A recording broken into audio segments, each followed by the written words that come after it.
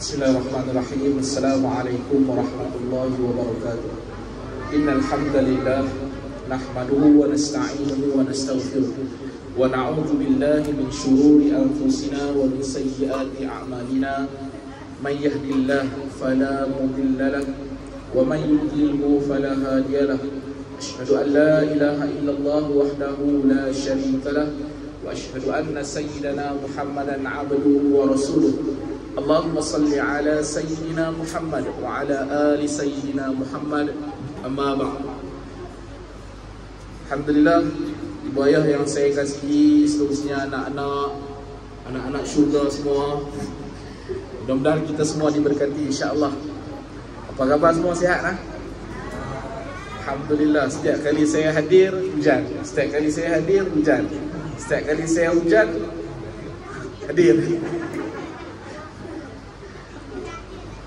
Hujan ni rahmat. Hujan ni rahmat. Betapa di negeri lain ataupun di negara lain yang kepanasan mengharapkan hujan, kita alhamdulillah, kita tak minta hujan pun hujan datang.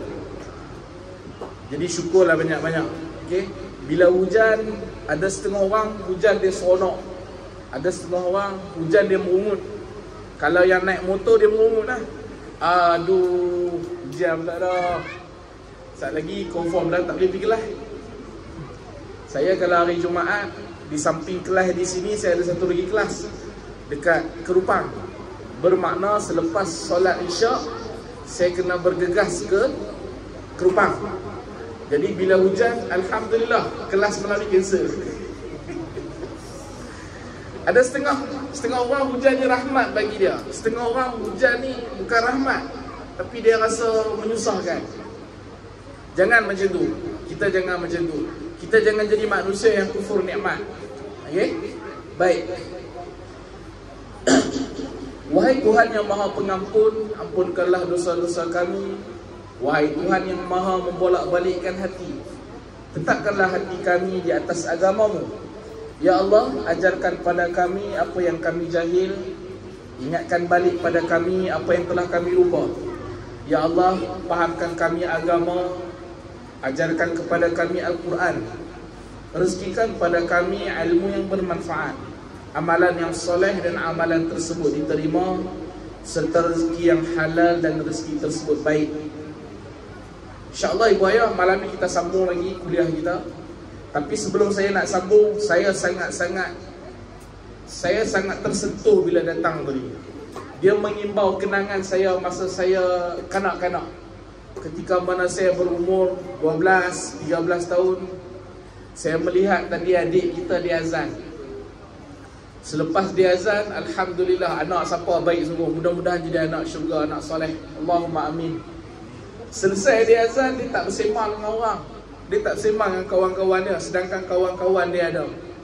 Dia duduk di belakang tu, dia terus solat sunat. Alhamdulillah, saya rasa ya Allah, untung ibu dan ayah dia. Selesai solat sunat, lepas tu ada seorang adik lagi kecil pada dia. Apa dia buat? Dia datang, dia dah kecil, ketot. Penang kata ketot lah, kecil lah. Kena tarik, apa nama, mic ni letak turun bawah.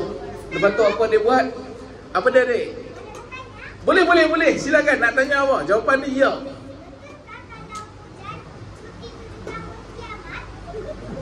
Ulang sekali lagi.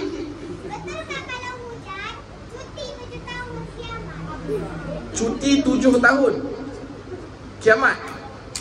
Betulkah hujan cuti 7 tahun kiamat? Adik dengar mana adik? Ha? Ibu. Ha, sudah. Kalau ibu yang cakap, ustaz tadi nak jawab. Dek, yang pertama dek, hujan ni rahmat.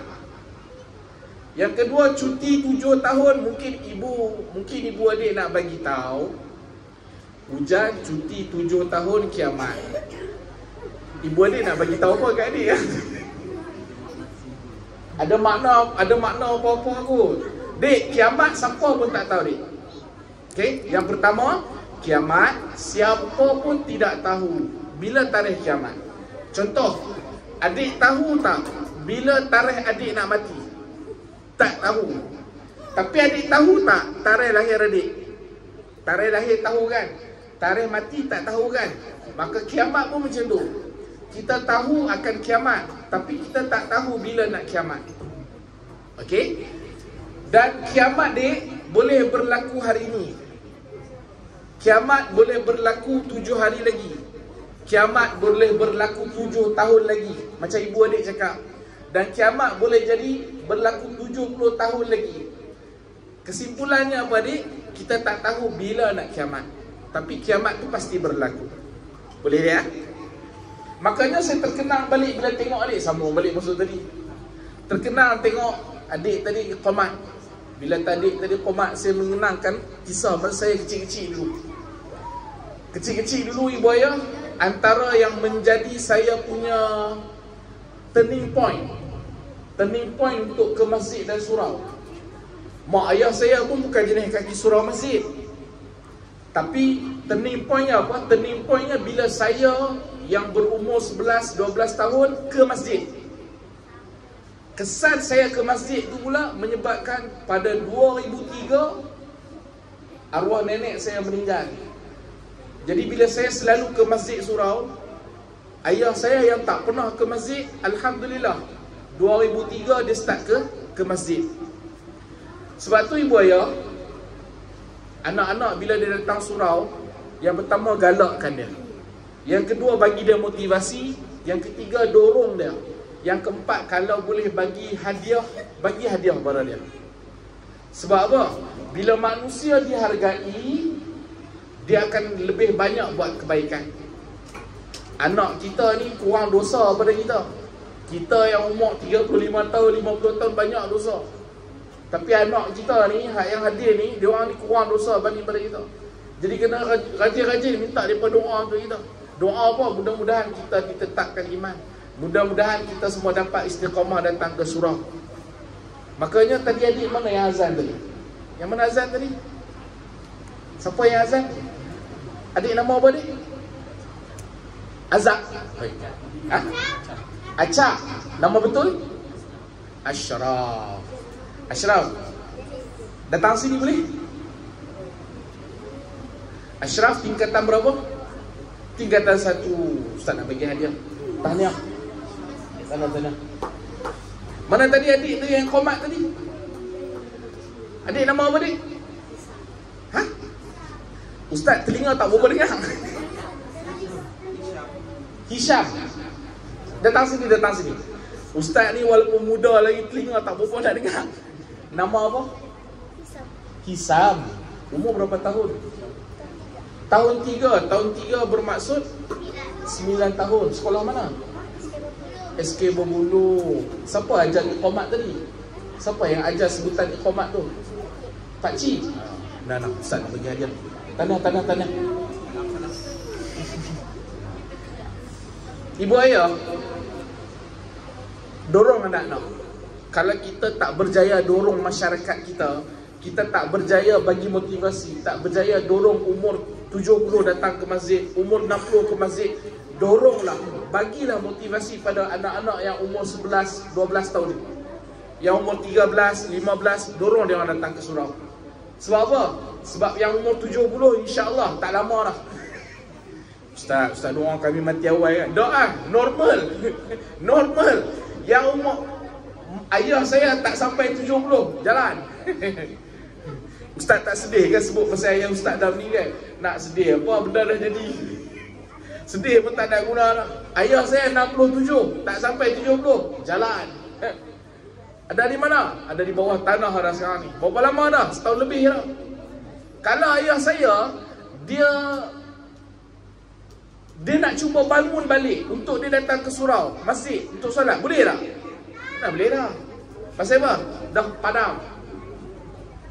Bila dah padam, tak boleh buat apa dah ibu ayah. Makanya ibu ayah dorong anak-anak. Dan biasalah ibu ayah, kalau anak-anak datang ke surau, tambah ni yang umur 9, 10, yang umur 8 tahun, tengok comel-comel saya tengok anak-anak pakai telekung ni, aduh, sejuk hati saya. Saya doakan mudah-mudahan anak-anak yang hadir ke surau ni, yang pertama jadi anak soleh, yang kedua jadi anak solehah, yang kedua jadi anak-anak yang bermanfaat kepada mak ayah, yang kedua menjadi harta dan tiket untuk mak ayah dia orang masuk syurga. Allahumma amin. Baik, kita masuk kepada kita punya tajuk. InsyaAllah ibu ayah, minggu ni kita akan sentuh 3 topik. Okey? Adik-adik kalau nak bersembang, bersembang pelan-pelan, senyap-senyap. Tak pun, kalau nak bersembang, buat macam ustaz bersembang. Ustaz dulu bersembang juga dalam kuliah. Tahu tak macam mana ustaz buat? Ustaz bawa kertas, lepas tu ustaz akan bawa pen. Mana pen? Hilang dah. Mai ustaz nak ajar cara baru nak bersembang. Dan cara baru ni tak pernah orang buat. Cara baru ni akan menyebabkan kita disayangi dan kita disukai, dan kita akan dilihat sangat baik, sangat berperwatakan soleh, solehah dalam surau. Cara adik kalau nak bersembang, yang pertama, pastikan adik bawa kertas atau buku. Itu yang pertama. Yang kedua, pastikan bawa pen ataupun pensel. Cara dia macam mana? Contoh, adik nak bersembang dengan kawan sebelah adik. Adik nak bagi tahu, kejap lagi kita nak beli burger. Kat sini ada jual burger. Ada? Adik nak beritahu dekat kawan adik, kejap lagi selepas solat isyak nak beli burger. Apa adik buat? Adik jangan cuit dia. Jangan cuit beritahu kejap lagi. Jangan. Buat macam ni. Adik tulis. Kalau nama dia apa? Nama dia Acap. Tulis Acap, kejap lagi lepas isyak kita beli burger, okey? Lepas tu adik passing kat dia. Acap pun ambil, baca senyap-senyap, lepas tu senyum. Macam kita lah, tengok handphone seorang-seorang, lepas tu renyeh, lepas tu lepas tu tiba-tiba dah nampak macam orang gila buat dah. Tengok handphone, kan duduk sembang sama, pun tengok handphone. Okey? Jadi apa nak buat? Acap pun jawab balik. Okey, lepas isyak saat lagi kita beli burger. Ustaz ni lambat lah, bila nak habis? Kan? Kalau orang lain tengok kita baik ke tak baik? Orang akan nampak kita baik. Sebab orang nampak kita baik? Sebab kita tak bising. Bila kita tak bising, insya-Allah nanti pengurusi kita, jawatan kuasa surau, dia akan kumpul duit banyak-banyak bagi pada yang tak bising. Sudah ustaz pandai-pandai dah pula. Semua tarikan untuk ke surau. Baik, insya-Allah minggu ni kita akan sentuh 3 topik. Yang pertama ibu ayah, kita akan sentuh tentang perkara apa dia? Janganlah berbimbang dengan doa ketika solat Jumaat di Qomat. Itu yang pertama. Okey? Bila nak solat Jumaat, nak Qomat, apa nak buat? Okey? Yang kedua kita akan sentuh jangan berdiri sehingga selesai Qomat. Waktu bila nak berdiri bila nak solat ni? Ataupun adakah yang kita buat tu dah betul? Ataupun bagaimana? Yang ketiga kita akan sentuh tidak disunatkan tahiyatul masjid ketika sembahyang sedang diqamatkan. Tahiyatul masjid tu apa? Kenapa tak dibenarkan? InsyaAllah kita akan tengok kalau sempat. Isyak masuk 7.53. Sekarang jam 7.20. Kita ada berbaki 20 minit saja lagi. Baik. Kalau ada soalan tanya. Okey? Adik pun kalau ada soalan jangan malu, tanya. Kalau Pak Long boleh jawab, Pak Long jawab. Kalau Pak Long tak boleh jawab, kita tanya pengurusi. Kalau pengurusi pun tak boleh jawab, kita tanya orang lain. Baik. InsyaAllah. Perkara yang ketiga. Janganlah berbimbang dengan doa ketika sembahyang Jumaat di Qomat. Baik. Apabila sembahyang Jumaat di Qomat, sembahyang Jumaat berapa kali kita azan? 2 kali. Pertama waktu bila kita azan? Selalu yang kita dengar lah kat kampung kita ni. Waktu maghrib. Ni, sembahyang Jumaat. Solat Jumaat waktu bila? Waktu malam ke waktu siang? Sudah. Jumaat waktu malam. Dek, Jumaat waktu siang, dek. Jam berapa? Antara jam 2. Selalu dengar azan di sini kalau Jumaat masuk waktu. Memang masuk waktu azan. Kalau di tempat lain masuk waktu tak azan lagi. 12.30 baru azan. Okey, kalau di sini masuk waktu azan, alhamdulillah, itu yang terbaik. Kekalkan. Okey, bila masuk waktu kita akan azan. Lepas tu kita akan azan kali kedua, betul tak? Apa yang kita buat tu dah betul dah. Okey, apa yang kita buat tu dah betul dah. Jadi kita nak tengok kat sini. Apabila sembahyang Jumaat diqamat, bermaksud bila kita nak solat Jumaat akan ada 3 laungan panggilan. Azan pertama pada ketika masuk waktu solat, kemudian azan kedua, kan? Azan kedua ketika nak khutbah, kan? Ketika nak khutbah Jumaat. Dan kita akan yang ketiga qamat. Bila qamat? Setelah selesai imam berkhutbah. Okey. Setelah selesai imam berkhutbah, maka Bilal dia akan bangun dan dia akan qamat. Pada ketika itu apa yang boleh, apa yang tak boleh. Yang ni kita nak tengok. Apabila sembahyang Jumaat diqamat, maka hendaklah kamu berbimbang dengan menjawab tukang qamat itu. Apabila sembahyang Jumaat diqamat, maka hendaklah kamu berbimbang dengan menjawab tukang qamat itu. Apa maksud berbimbang? Maksud dia, bila Bilal tengah qamat, Allahu Akbar, Allahu Akbar, bimbang ni apa? Bimbang ni jangan buat benda lain. Apa maksud berbimbang? Berbimbang jangan buat benda lain, melainkan buat apa? Jawab qamat tu. Bila sebut Allahu Akbar, Allahu Akbar, kita pun Allahu Akbar, Allahu Akbar. Tapi kalau Bilal makin kuat, risau pula saya nak balik kejap lagi.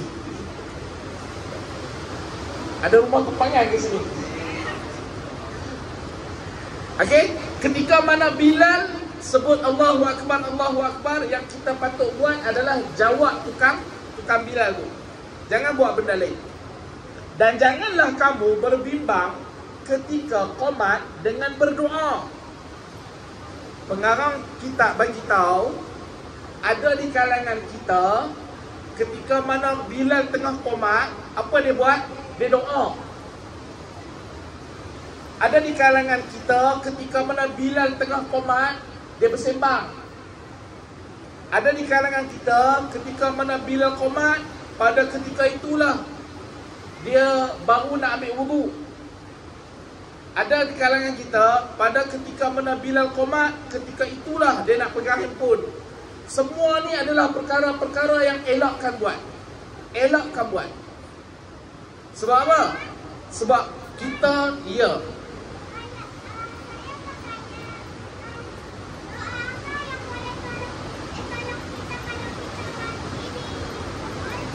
okey, bagus soalan tu. Adik kita tanya, doa apa yang boleh tolong kita kalau kita dah mati dalam kubur? Ibu ayah, jangan marah kalau anak-anak tanya. Anak-anak tanya, maksud dia dalam kepala dia ada something, dia tengah fikir. Sama ada something dia tengah fikir, ataupun ada something yang mengganggu fikiran dia. Adik, biasa dengar ada doa Rabbana atina fid dunya hasanah wa fil akhirati hasanah wa qina azabannar. Biasa dengar tak? Adik selalu baca doa tu. Adik jangan tinggal doa tu. Okey? Biasa dengar tak? Allahumma ghfirli dhunubi wali walidayya warhamhuma kama rabbayani shaghira. Biasa dengar tak? Jangan tinggal doa tu. Okey? Itu antara doa yang boleh selamatkan kita dalam kubur. Dan yang ketiga, adik, jangan tinggal. Rajin-rajin datang surau, adik selamat dalam kubur. Okey? Baik. Makanya ibu ayah, perkara-perkara yang saya sebut tadi itu jangan kita berbimbang. Bila qomat saja yang kita patut buat. Ada orang masa qomat itulah dia nak kelang kabut solat sunat. Solat sunat pada ketika qomat sedang dilakukan, tak boleh lah. Tak boleh. Kalau buat berhenti. Kalau buat berhenti. Baik. Seperti mana yang dilakukan oleh kebanyakan orang-orang jahil. Pengarang kitab kata, siapa yang ketika mana qomat dia berdoa, itu menandakan perbuatan orang jahil. Apa maksud orang jahil? Jahil ni maksud dia tak pandai agama. Jahil ni maksud dia tak faham hukum akam. Jahil ni maksud dia tak reti agama. Dia solat tapi dia tak reti tentang solat. Dia datang masjid tapi dia tak tahu apa-apa berkaitan masjid. Itu maksud jahil. Okey? Jahil bukan bodoh. Sebab yang lawan Nabi Abu Jahal, kan? Abu Jahal maksud dia bapak segala kejahilan. Abu Jahal tu dia bukan bodoh. Dia teknokrat, dia demokrat, dia kerak. Dia orang cerdik. Tapi bila dia tolak agama, dia tolak Islam, maka dia jadi jahil. Okey? Begitu juga bila kita tak faham agama, orang panggil jahil. Dan perbuatan berdoa ketika mana qomat sedang diqomatkan, itu adalah perbuatan jahil. Salah ke? Berdosa ke? Tak berdosa. Tapi nampak sangat kita tak pandai. Nampak sangat kita tak pandai. Baik. Seperti mana yang dilakukan oleh kebanyakan orang-orang jahil. Apa orang jahil buat? Mereka pada ketika ini asyik berdoa. Perbuatan tu tak kena pada tempat. Macam kita lah, kan? Bila macam mana yang kata, apa ni contoh tak kena tempat lah? Contoh tak kena tempat. Melakukan sesuatu bukan pada tempat dia. Contoh, main bola biasanya pakaian bola pakaian apa? Jersey lah kan? Sekali kita main pakai apa? Pakai jubah. Kena tak pada tempat? Tak kena. Tak kena. Atas jalan raya pakaian yang sesuai apa dia? Di kepala kita. Pakai helmet, pakai topi. Tapi tak, di jalan raya kita tak pakai helmet. Kita pakai kopiah. Ataupun kita pakai sorban. Kena tak pada tempat? Tak kena pada tempat. Apa lagi contoh? Tak kena tempat. Nak bagi tahu kata perbuatan berdoa pada ketika qomat itu perbuatan yang tak kena pada tempat. Salah tak? Tak salah, tak berdosa, tapi tak kena pada tempat. Bila tak kena pada tempat, bila kita yang belajar dan kita nampak orang tu tengah buat, apa yang kita boleh anggap pada dia? Oh, dia nampak sangat jahil. Okey? Baik.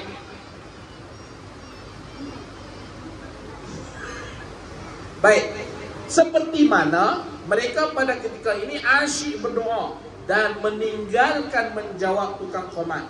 Dan perbuatan mereka itu adalah salah. Perbuatan itu salah. Salah ni bukan dosa orang. Salah ni maksudnya tak kena pada tempat. Kerana tidak dengan sunnah. Berdoa pada ketika mana qomat tidak diajarkan oleh Nabi SAW. Yang Nabi ajar ketika qomat bukan berdoa, tapi ketika qomat jawab qomat tu. Bersalahan dengan sunnah kalau kata ketika mana qomat kita berdoa. Dan sesungguhnya kalaulah kita nak doa sangat-sangat, kan? Nak doa sangat-sangat, doa ni dia ada masa, dia ada ketika, dia ada tempat dia. Bila nak doa, pengarang kitab kata, dan sesungguhnya tempat doa, tempat dan masa berdoa itu ialah setelah qomat. Waktu membetulkan soft-soft. Selesai je bila qomat, Allahu Akbar, la ilaha illallah, maka doalah. Itulah waktu terbaik untuk berdoa. Bukan mana ketika qomat, tapi selepas qomat. Okey? Selesai. Nak cerita yang tu je tapi macam panjang lah pula. Kadang memang kena bagi tahu macam tu. Kadang ada yang tak faham ataupun salah faham. Sebab tu saya sangat suka, kalau saya lah, ketika mana saya berkongsi ilmu, tengah-tengah saya kongsi ilmu tu, bila ada timbul persoalan, tanya on the spot. Ataupun saya suka tanya balik, faham ke tak faham? Baru saya tahu faham ke tak faham. Jadi tak ada lah panjang sangat. Baik. Ya.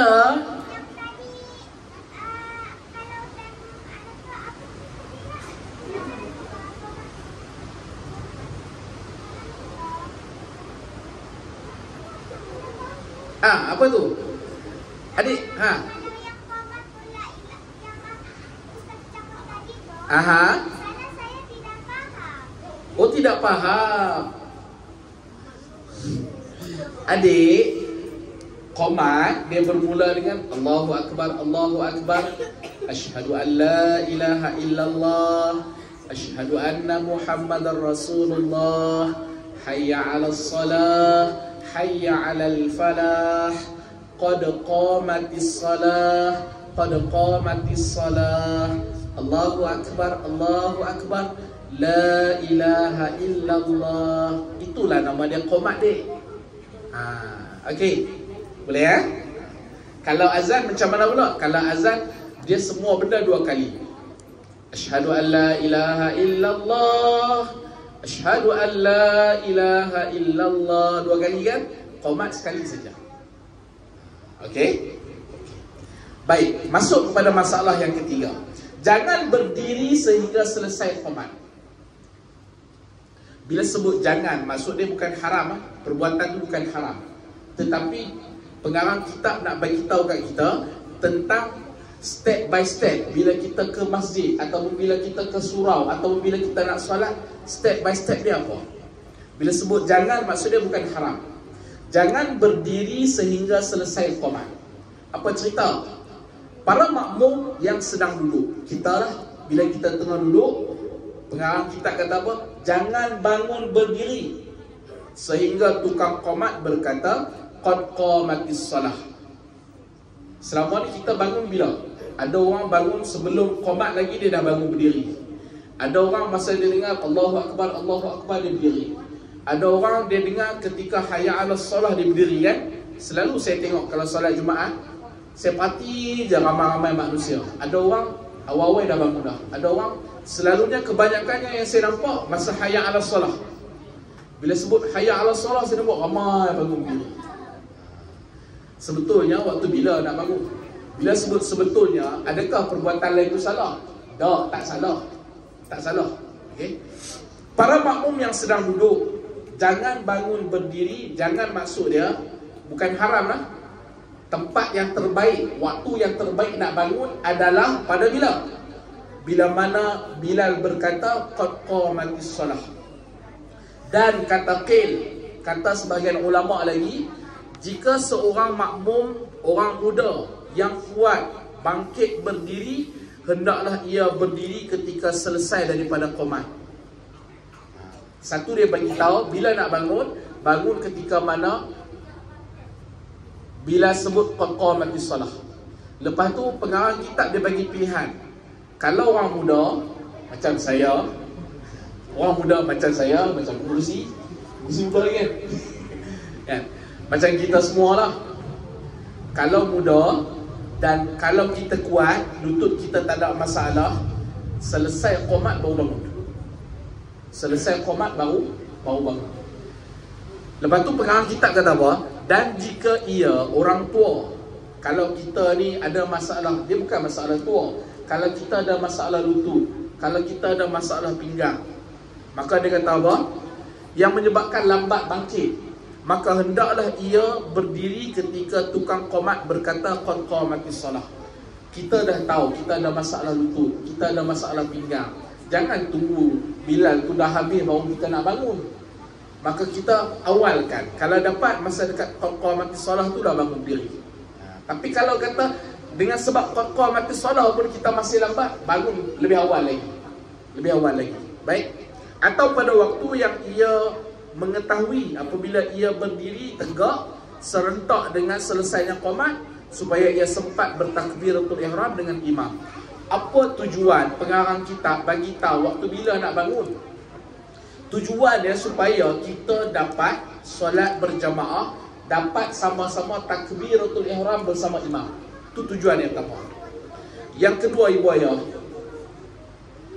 kalau bos kita panggil, kita ada bos kat tempat kerja, supervisor kita lah, ataupun majikan kita lah. Bila majikan kita panggil, apa kita buat? Relax brother, relax, awal lagi. Ada ke kita buat macam tu? Tak ada lah, dengar bos kelang kabut. Tambah pula kalau tak sampai lagi ke tempat kerja. Bukan kata bos panggil, angkat handphone nampak bos kelang kabut daripada motor bawa 20 tekan sampai 80. Kalau kereta daripada 40 tekan 100. Pasal apa? Bos panggil dah, lambat dah. Kalau kita dengan bos kita pun bila dapat panggilan kita segera.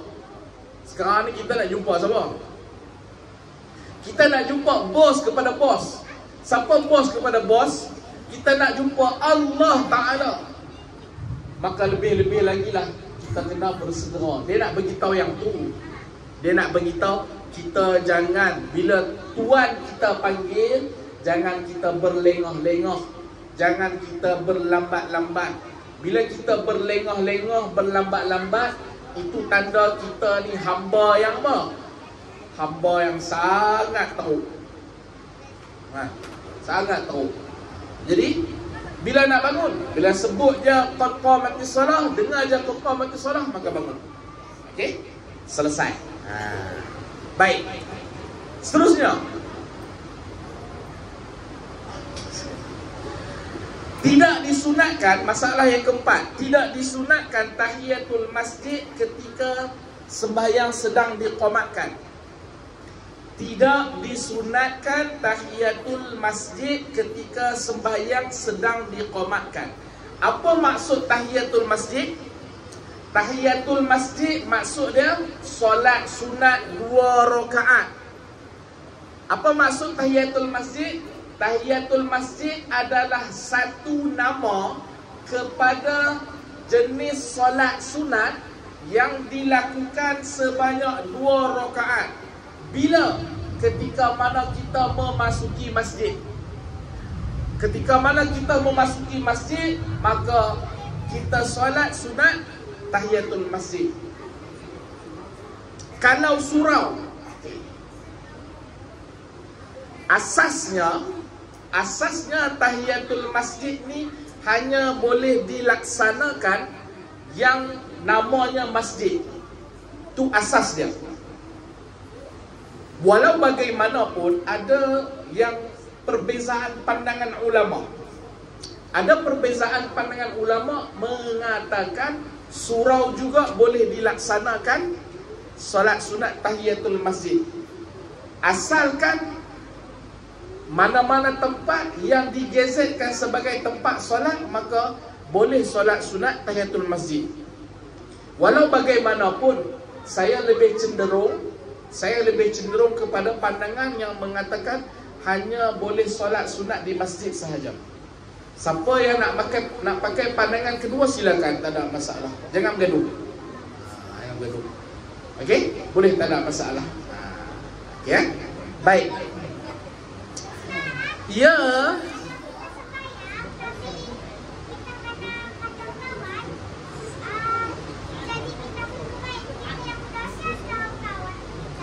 Okey. Dek, bila kita solat, okey, dengar elok-elok dia.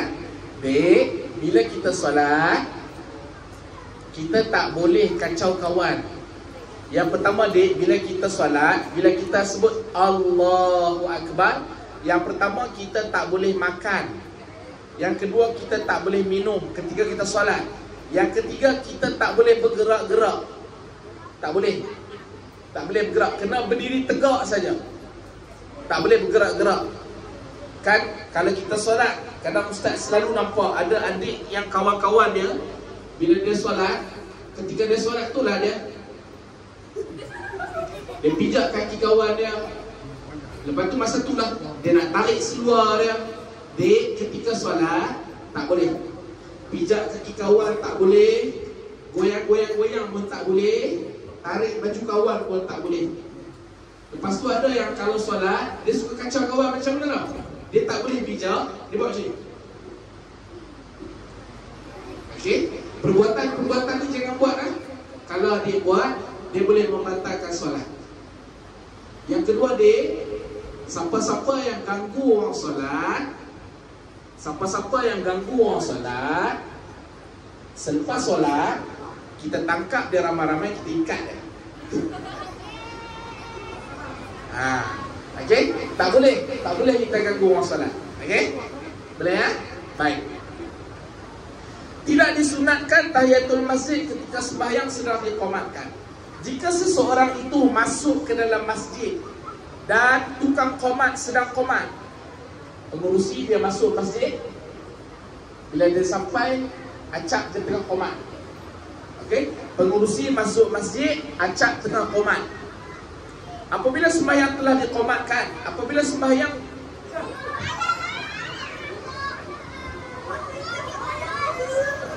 lek.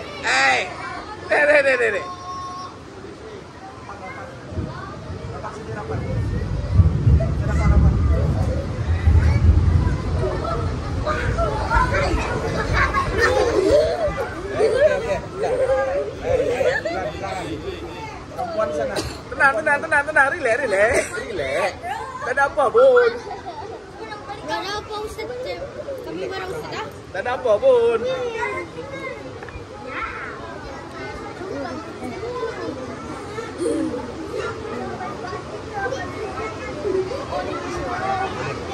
Okey. Bila pengurusi datang ke surau, masa pengurusi datang surau, acap dia tengah qomat. Bila acap dia tengah qomat, okey, maka tidaklah disunatkan ia bersembahyang sunat tahiyatul masjid. Ketika mana acap tengah qomat, pengurusi yang datang ke masjid jangan solat tahiyatul masjid. Bila? Ketika mana qomat tu sedang diqomatkan. Okey. Kerana apa? Tak pasal pegang.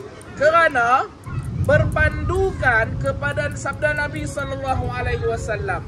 Apa Nabi kata? Nabi kata, "Idza uqimatis shalah fala salata illa al-maktubah." Atau kama qala Nabi SAW, Nabi kata apa? Nabi kata ketika mana qomat sedang diqomatkan, Nabi kata ketika mana sembahyang telah diqomatkan, maka tidak boleh sembahyang melainkan sembahyang fardu. Kalau kita pergi masjid, kalau kita dengar kalau kita dengar bila dah qomat, jangan sembahyang. Sebab apa? Sebab Nabi larang. Kita tak sembahyang sebab apa? Bukan sebab kerana kita baik, tapi kerana Nabi larang. Okey? Baik. Selesai. Dan telah diterangkan dengan demikian oleh Al-Mahali, dan telah diterangkan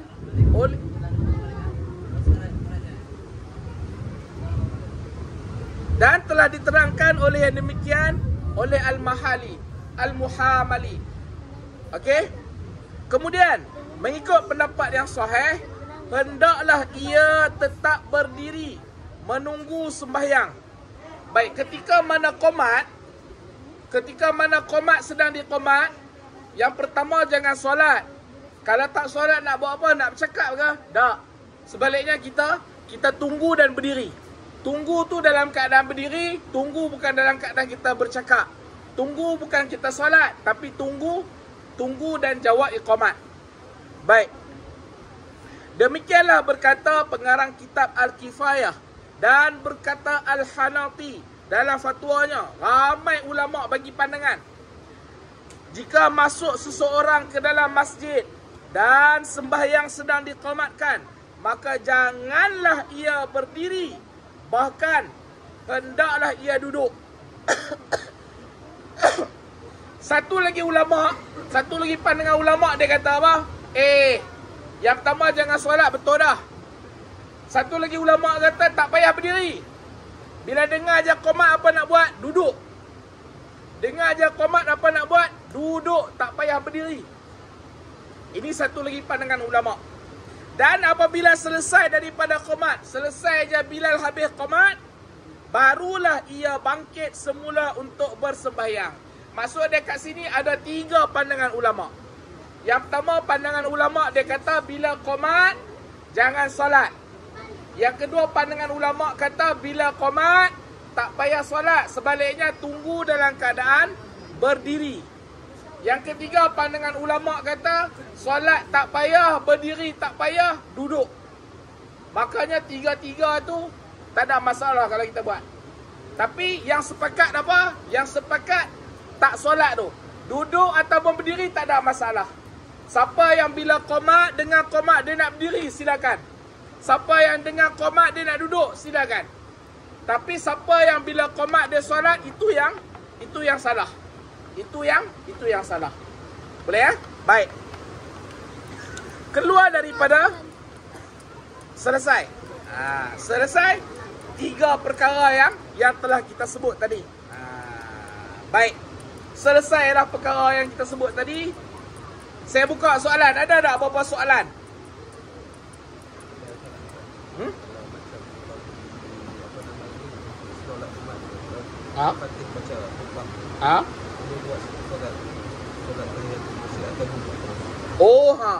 Okey.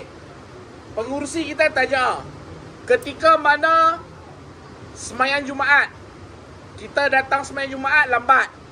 Bila lambat, semasa kita datang tu khatib sedang khutbah. Maka pada ketika itu kita datang, boleh atau tidak kita solat sunat ketika mana khatib sedang khutbah, ataupun bila khatib tengah khutbah tu kita nak terus duduk? Jawapan dia bila mana khatib tengah khutbah, yang pertama, kita kena usahakan dulu datang ke surau, datang ke masjid untuk solat Jumaat lebih awal. Kita cuba usahakan dulu. Kalau sekiranya kita tak boleh juga nak usahakan awal, bila kita sampai khatib tengah khutbah, apa nak buat? Jangan duduk. Jangan duduk. Kita solat sunat 2 rakaat. Solat sunat 2 rakaat. Solat sunat apa? Usalli sunnatat tahiyatul masjid raka'ataini lillahi ta'ala. Saja aku solat sunat tahiyatul masjid 2 rakaat kerana Allah Ta'ala. Allahu Akbar. Tetapi solat sunat itu mesti diringkaskan. Tak boleh baca panjang-panjang. Cukup dengan baca Fatihah. Cukup dengan kita masa kita rukuk kita baca subhana rabbiyal azimi wa bihamdi sekali.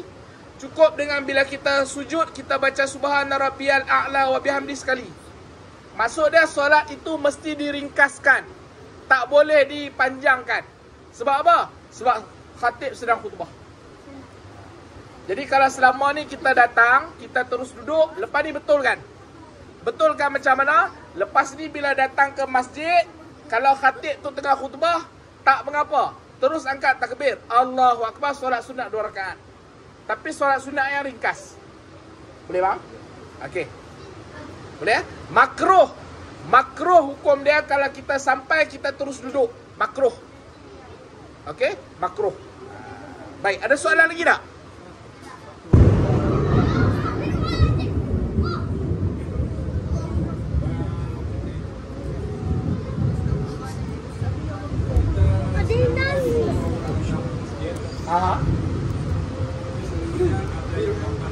Okey. Betulkah sekiranya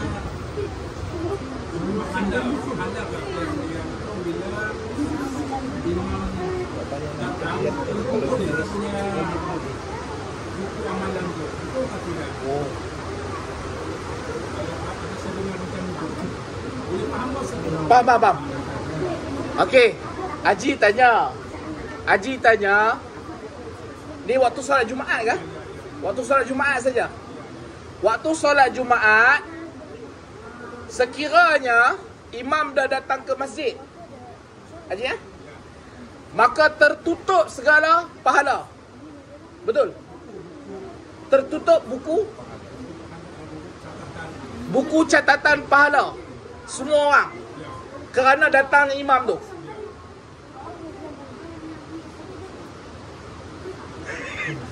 Yang pertama je saya tak tahu.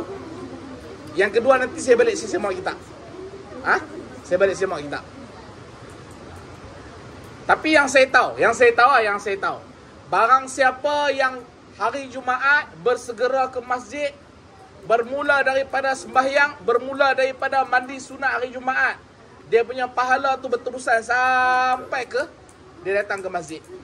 Adapun yang Haji tanya tadi tu, adakah buku catatan amalan kita tertutup? Buku catatan kebaikan tertutup ketika mana imam dah datang ke masjid? Yang tu saya kena semak dululah. Ataupun dia naikkan rumah baru lagi yang Saya macam biasa dengar tu. InsyaAllah saya akan semak dulu. Minggu depan saya bagi tahu jawapan. Okay, ada soalan last tak? Soalan last. Ada tak? Kalau ada, sebelum kita solat.